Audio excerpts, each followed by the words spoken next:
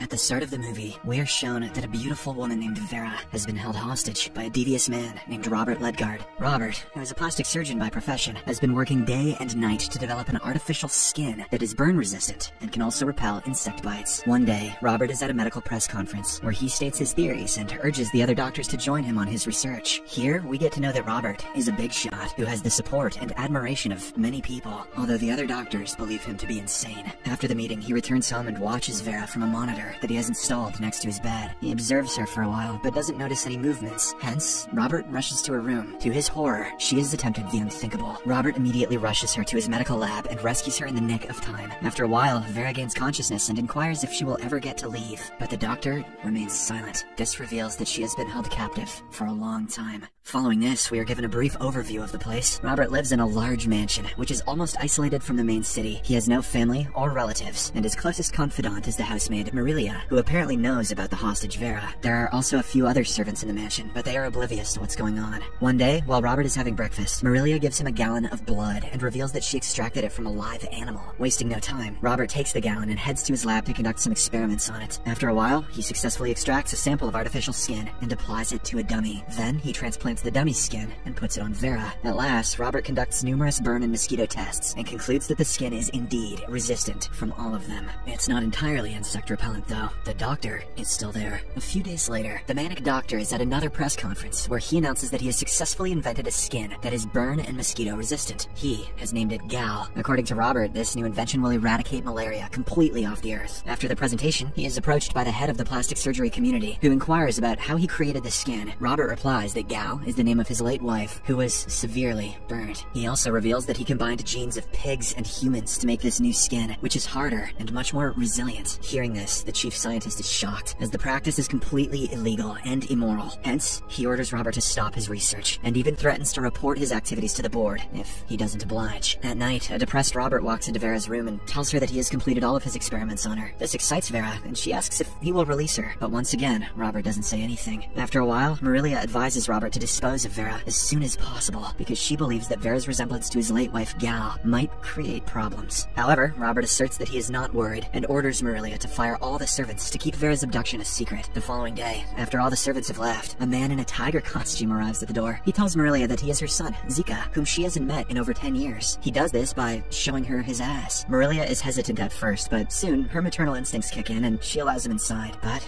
after a while, when Zeca is having a meal, the television flashes news about a recent bank robbery. From the news, Marilia finds out that Zeca is one of the escaped robbers. When she confronts him about it, he readily accepts his crime, saying it is his daily bread and butter. However, he also requests her to let him stay for a few days, claiming that he has nowhere else to go and needs to hide. As the two are talking, Zeca sees Vera on a surveillance monitor and is stunned by her physique. He asks Marilia about her location but gets no reply. Desperate to find the girl, Zeca ties his mother to a chair and starts looking for Vera. He eventually finds her room and starts forcing himself onto her. Strangely, while Zeca is doing so, he says that he is surprised to see her alive. Turns out that Vera looks exactly like Robert's deceased wife, Gal, and Zeca was involved with her somehow. Just then, Robert arrives home and finds Marilia tied to the chair. When he checks the camera, he sees Vera being assaulted by the intruder. Furious, he rushes to the room with a gun and immediately finishes off Zeca. Then, he holds Vera in his arms and promises to never let her out of his sight again. Shortly after, as Marilia is cleaning the bloodstained sheets, she tells Vera that the deceased Zeca and Robert were brothers, although it is a secret that only she knows about. Zeca was born to a construction worker, while Robert was fathered by a wealthy businessman under whom she worked previously. This means that Marilia is the biological mother of Robert, but he is completely oblivious to it. That night, the two again meet, and Vera asks Marilia why Zeca acted as if he knew her. Marilia replies that he mistook her for Robert's wife Gal, who looked exactly like her. She continues that the two brothers had completely contrasting childhoods. Robert grew up in a rich family and went on to become a successful doctor, whereas Zeca grew up on the streets and became a criminal. Marilia also reveals that Robert and his wife Gal had a daughter named Norma, and the family was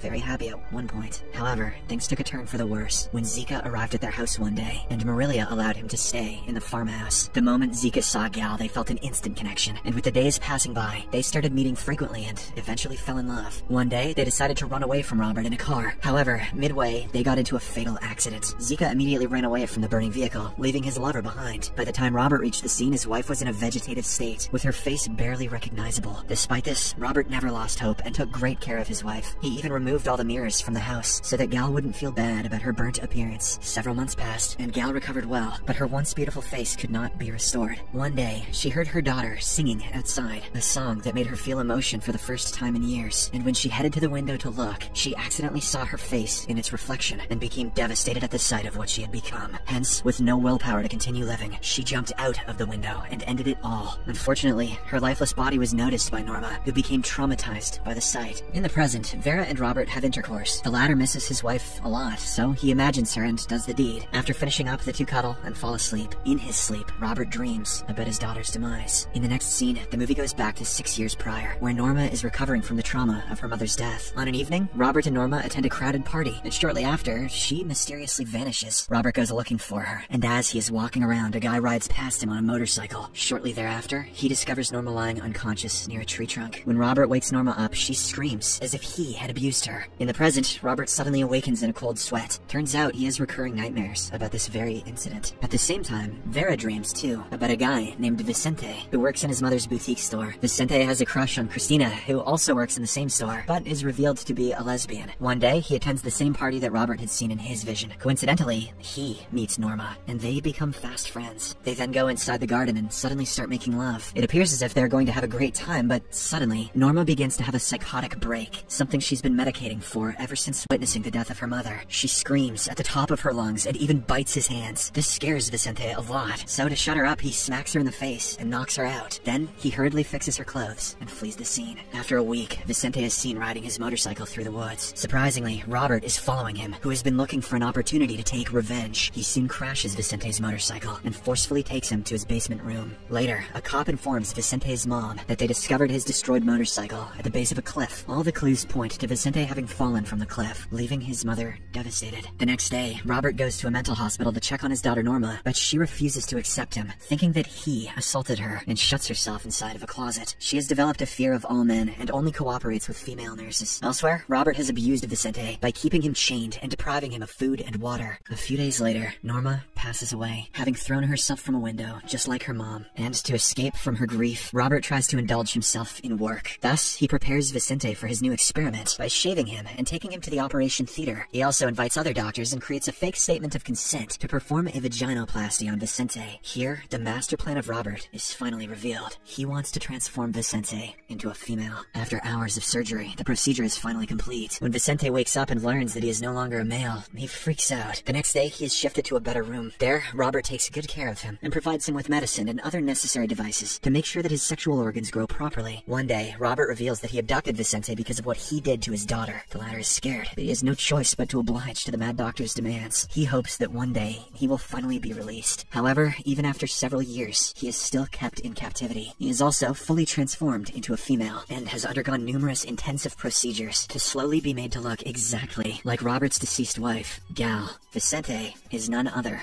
than Vera. The movie then cuts back to the present where Marilia is angry that Vera is being allowed to freely roam the house. Robert even takes her on numerous shopping trips. Scared that something bad might happen, Marilia warns him that he shouldn't let Vera roam so freely, but Robert simply ignores her. Later that day, a colleague of Robert's comes to his home to show him a newspaper with Vicente's picture on it. He remembers conducting the sex change on him and accuses Robert of lying about Vicente's consent. But before things can get ugly, Vera approaches them and defends Robert by saying that she indeed gave consent to the surgery, as she wanted to be a female. After the colleague departs, Robert thanks Vera for saving the day. That night, as the two are having intercourse, Vera heads downstairs with the pretext of getting some lubricating cream. However, it's clear that she has other intentions. She takes out a gun from a drawer and hides it inside her bag. After gathering some courage, she then confronts Robert and reveals that she was just pretending to love him. Robert is speechless, and before he can say anything, Vera shoots him to death. Marilia, who's downstairs, is startled by the sound, and she rushes to the scene. But unfortunately for her, she is also finished off in the same manner as her boss. Vera is hiding under the bed, and as she shoots her, she says, "Peekaboo, bitch." In the final scene, Vera heads to her mother's boutique shop, where she meets her former crush, Christina. The two chat for a while, and Vera finally reveals everything about how she was abducted and forcefully turned into a female. She even shows a dress from 6 years before to prove that she is really Vicente. Hearing all this, Christina breaks into tears. The movie ends as Vera finally meets her mother and reveals that she is none other than her lost son.